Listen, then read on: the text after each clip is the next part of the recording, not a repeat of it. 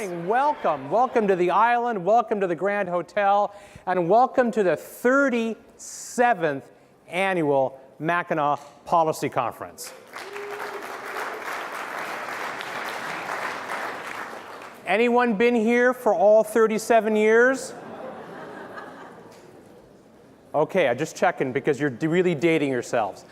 Since 2010, just since 2010, we have welcomed almost 90 national thought leaders to this stage to talk about what's happening in Michigan and to get a national perspective on how we can learn from others and how we can make this state better. And when you look at where we started as a state in 2010 versus where we are today, I think we all have to feel really good about where this state is and where it is today. So this is just one of the reasons why this event attracts over 1,600 of Michigan's top civic, corporate, and political leadership every year. And this is unique in the nation. Every state would love to have something like we have here at the Mackinac Policy Conference, a statewide management seminar that impacts the fabric of our conversations. But we're unique in Michigan, and we're proud that we have this. We have an incredible lineup for you this year, an incredible lineup. And our chair, Stephen Polk, will talk about some of the highlights in just a minute. Now, every year we work hard to make sure that this event is even better than the year before. And we wanted to make a better use of your time every year. Most notably this year, we have upgraded our stage yet again, with apparently an additional billion retina-searing pixels for your eye enjoyment. So feel free to bring your sunglasses. We've also expanded our Future Leaders program. 30 of Michigan's next generation leadership is here on the island for the first time, including a group of them who are going to Harvard Business School this summer for a special program through HBS. And our thanks to our friends at Bank of America for making the participation of those 30 leaders here on Mackinac a possibility. And I also want to thank and honor our friends and partners at the Grand Hotel, which is celebrating their 130th anniversary this summer.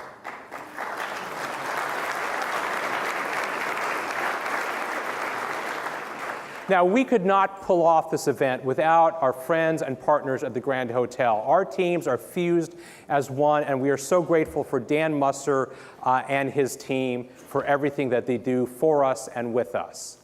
Now, as you know, the Grand Hotel is a place for romance. You don't think about romance at a policy conference.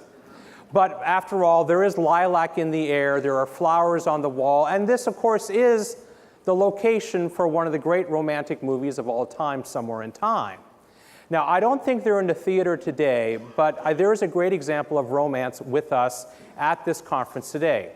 Celebrating their 50th anniversary at the Mackinac Policy Conference are our friends Tim and Patty McCarthy. So when you see Tim and Patty, wish them a happy 50th anniversary.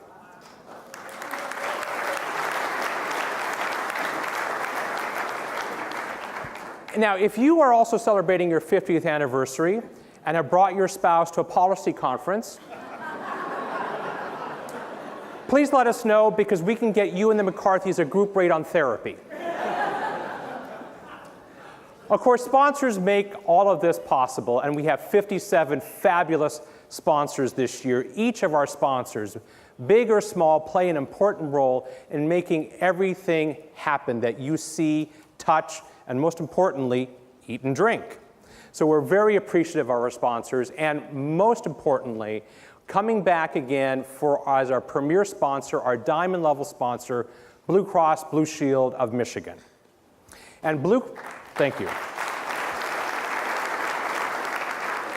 And Blue Cross Blue Shield does so much, obviously, for us at the Detroit Regional Chamber, but so much for Michigan and the nonprofit organizations across the state. We couldn't be more thankful. And we're going to see Dan Lepp on this stage later on in the program. Our platinum sponsors include some of the who's who of great Michigan companies: Consumers Energy, Huntington Bank, the MEDC, the MLive Media Group, PNC Bank, the Quicken family of companies, UPS, and the W.K. Kellogg Foundation. Please thank all of our premier sponsors for me. Okay, now I get to do some housekeeping and logistics. So we run on the app, folks. So if you haven't downloaded the conference app, you got to do that. That has the agenda, that has the schedule changes, it has all the speaker bios. As you know, we don't do long-winded introductions of our speakers. We just roll from one to the other. We run a pretty tight ship. So if you want more information, it is on the app. And once you get the app on your phone, I want you to turn on notifications. Now, this is important. Now, I promise you, we are not going to try to sell you Ginsu knives. You're not going to get any notifications that there's a gray Buick in the Grand Hotel parking lot with its lights on. That was actually pretty funny.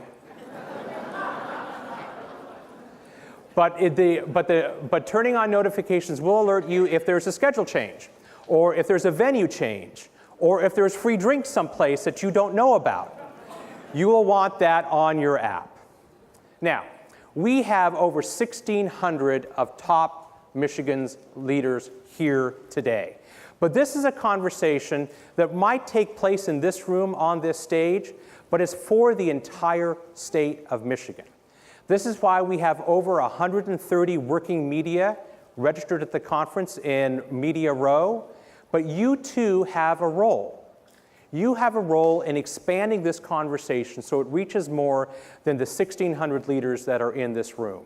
We want you to take photos. We want you to use your social media machines, your Twitter machine or your Facebook machine.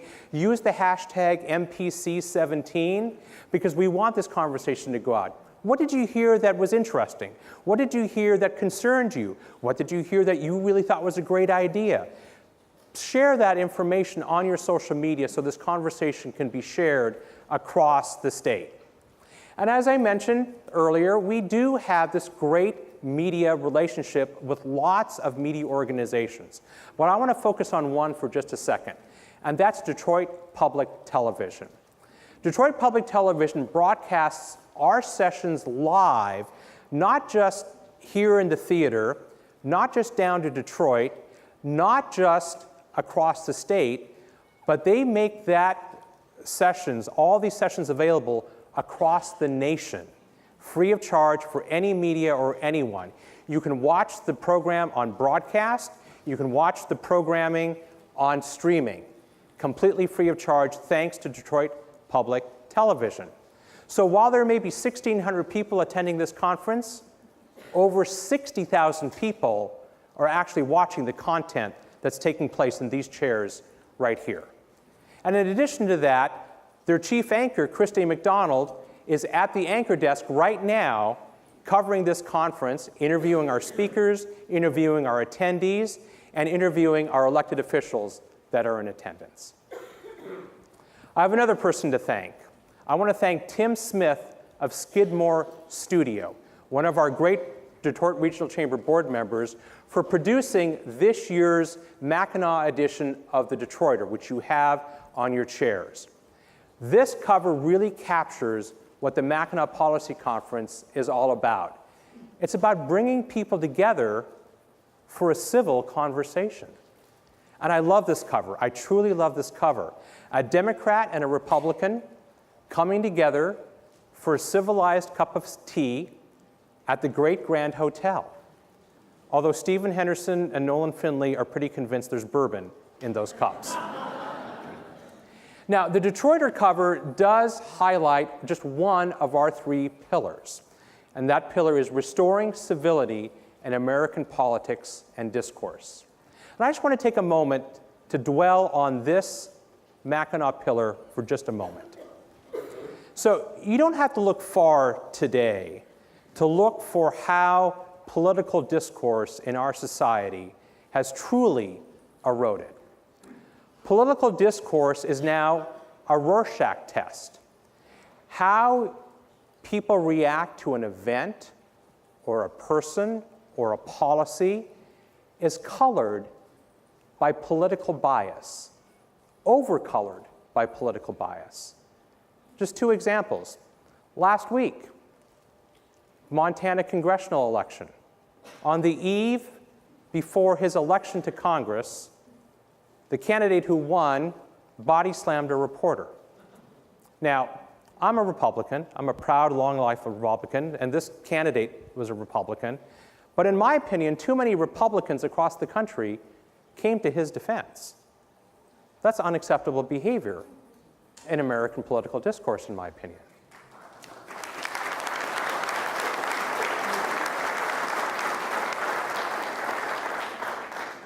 The other example, and you can throw a darts and you can figure all these examples of how discourses are rated. Last July,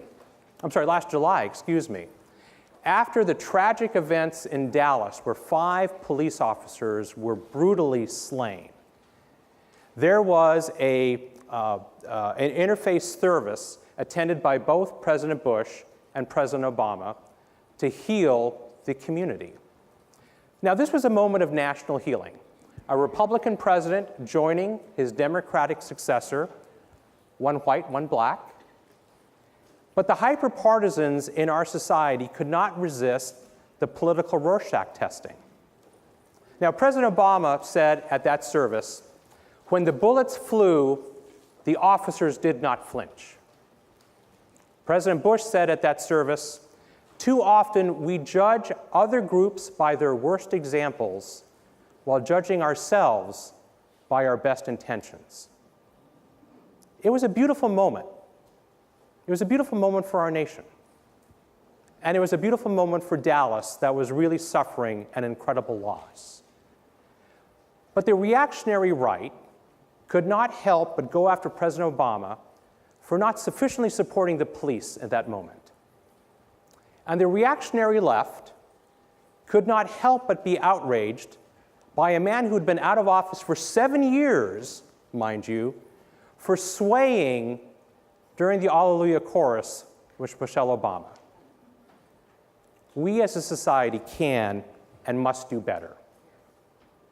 So this event is about political discourse.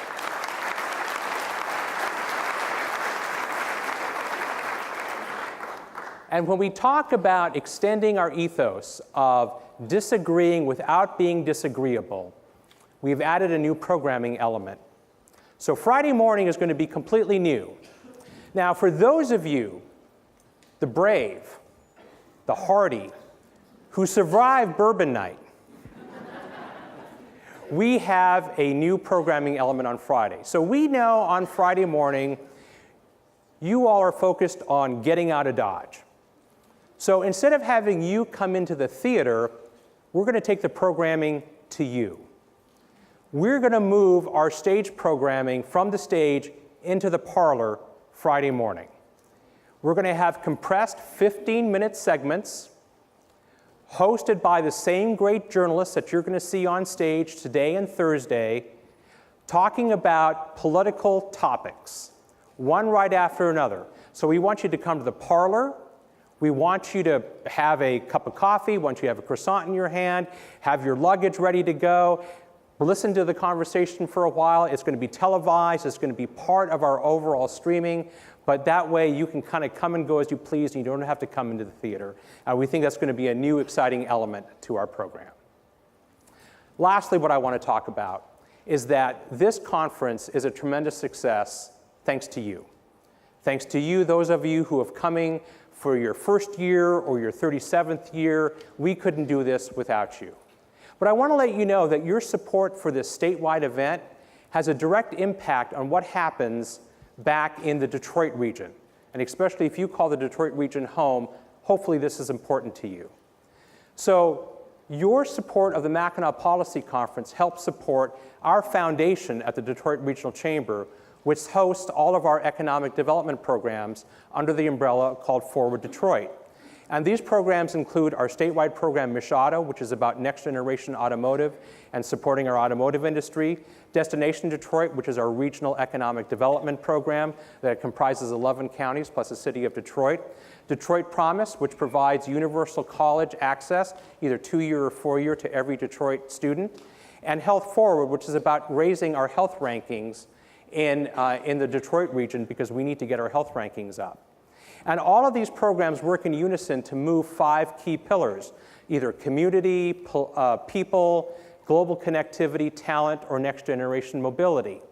And each one of these pillars has their own set of metrics, like growing our entire region's population by 1%, or reducing our unemployment rate as a region to 4.5%, getting our per capita income to over $37,000 a year, and remaining the #1 spot in the world for global testing and research for next generation mobility. So while many of you are a long way from home, I want you to know that what you're doing here helps back home if you're from the Detroit region. And if you're not from the Detroit region, we are so very grateful for your support and your time of this statewide event, and we are very, very grateful. So Forward Detroit is funded not only by you, but by 200 great companies, because most of our support comes from the great corporate partners that help put on this conference and all our other programs. So with that, I want to thank you again for being here. We are thrilled to have you all. And with that, let the program begin. Thanks so much. Please welcome the President and Chief Executive Officer of Highgate LLC and the Chair of the 2017 Mackinac Policy Conference, Stephen Polk.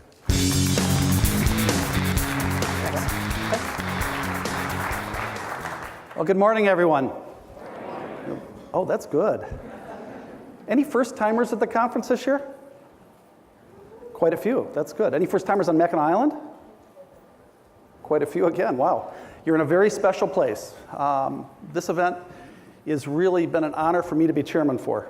I'm delighted to be here and serving this year. Once again, we've had really great input from a substantial committee of people that volunteered to put their time into the program. I think you can expect to see many thought-provoking speakers on the agenda. The panelists are great and really in a position of encouraging critical discussions. And as you'll see, everything you hear through the discussions centers around the strategic pillars that were put in place. Each year at the conference, we go through and identify unique topics that are really special based on the world around us. These pillars serve as a guide to ensure discussions are relevant, focused, and timely about what's happening in the world today. We certainly can't address everything that's happening economically in the state of Michigan, certainly not in 3 days, couldn't do that in 3 weeks. But we do feel that the 3 pillars that we're in discussion with this year will create a foundation for a very, very engaging agenda. The 3 pillars specifically, Sandy's touched on a little bit, restoring civility in politics. I mean, really, could you come up with a more topical idea than civility in politics in today's world? We seem to be reminded every day of the need. The second pillar is about winning the race in connected technology. This is Michigan's race to win, and we need to be a part of that. We all have a stake. The last pillar is about increasing economic opportunity. What can we do? Specifically on the first pillar, civility in American politics is about business and civic leaders taking the time to shape public discourse. What we need to do is restore the concept of art of compromise as political process. It's a badly polarized political environment today, and we can all help to change that and bring it back to a more balanced situation. Under this pillar this year, we'll hear from the likes of Stephanie Cutter, Harold Ford Jr., and Anna Navarro. These are Washington insiders. They'll discuss the trend of hyper-participantship and where the opportunities lie to have a more civil conversation. We'll also hear from presidential historian Michael Beschloss. Michael will talk about the historical look at presidential leadership qualities throughout the years. It's very possible we can examine how President Trump's unconventional style may play out compared to his predecessors. The second pillar, winning the race in connected technology. We're going to focus on what it takes to capitalize on Michigan's foundations, the strengths we have in next generation mobility. We've got a leadership position, but it's not just about the connected car. We have an ability to take a leadership across all of connectivity. This includes connectivity of things, ties into the automotive infrastructure as well, but the connectivity of everything can be joined through big data, which is something that we have a role in. Understanding the information value. Walter Isaacson, President and CEO of the Aspen Institute, best-selling author, will be on stage to share lessons of collaboration and innovation. He's been looking at history of some of the greatest entrepreneurs from the past. I think there are lessons in here on how you discuss how we can advance Michigan's role as a leader in creativity and entrepreneurship. Fortune Magazine's leading journalist and expert on automotive is Jeffrey Colvin. He's going to share his insights and talk about the transformative power of technology and how Michigan can put its significant world-class assets to use in forwarding. Our last pillar, increasing economic opportunity. This will focus on shrinking the economic gap. What can be done to enhance the quality of life for all Michiganders? In a fireside chat, Darren Walker, who is president of the Ford Foundation, he will share insights on the importance of inclusion and on some of the tools that can be used to close the gap. Amy Liu is a national expert on cities and metropolitan areas. She serves as a vice president and director of the Metropolitan Policy Program at the Brookings Institute. Amy will discuss her blueprint for investing in people and tying together infrastructure with a strategy that's going to be needed for communities, businesses, and government leaders to take the next steps for economic growth and making it more inclusive. These are just a few of the speakers that you're going to hear from this week. Really a great lineup. Once again, I want to say thank you to all the 57 sponsors. We couldn't do this without you. But I'd really be remiss if I didn't thank all the staff and the leaders of the Detroit Regional Chamber. They make this event hum. What you're seeing is because of their hard work and effort together with the people at the Grand Hotel. It's wonderful to be here. Thank you all for being here. You're what makes the conference special.